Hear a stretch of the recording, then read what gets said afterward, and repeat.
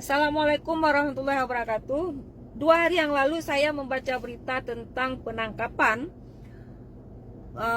beberapa orang perempuan yang bersamanya ditemukan minuman keras di Ulele.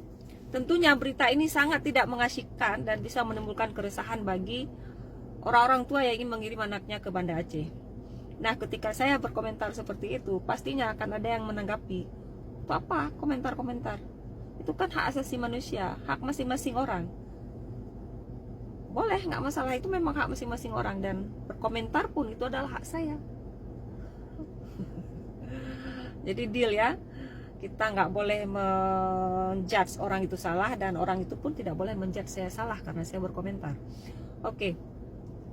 Nah, berbicara kondisi Aceh, saya ingin melihat Aceh, berbicara Aceh itu versi saya, versi Farah. Melihat Aceh itu versi saya, versi siapa? Versi Farah. Bagaimana Aceh menurut Farah? Aceh menurut Farah itu ya seperti Farah. Seperti apa Farah itu? Farah itu tidak mudah terkontaminasi dengan orang lain. Farah itu tidak sama dengan orang lain. Farah itu tidak suka berseragam. Farah itu tidak suka bekerja di bawah telunjuk orang lain. Itulah Farah. Dan Farah melihat Aceh juga seperti itu. Aceh di mata Farah itu, dia itu nggak sama dengan orang lain. Aceh itu nggak sama dengan provinsi lain. Aceh itu nggak serta-merta mau tunduk dan enggak di bawah perintah orang lain. Itulah Aceh menurut Farah. Menurut saya sama dengan diri saya, dan saya berharap Aceh itu memang sama dengan diri saya. Orang lain mungkin akan melihat lain lagi, akan sama dengan diri mereka. Nah, kenapa Aceh hari ini bisa terjadi hal-hal seperti berita-berita yang kemarin kita dengar? Karena Aceh itu ingin sama dengan orang lain. Itu yang membuat dia menjadi tidak beres.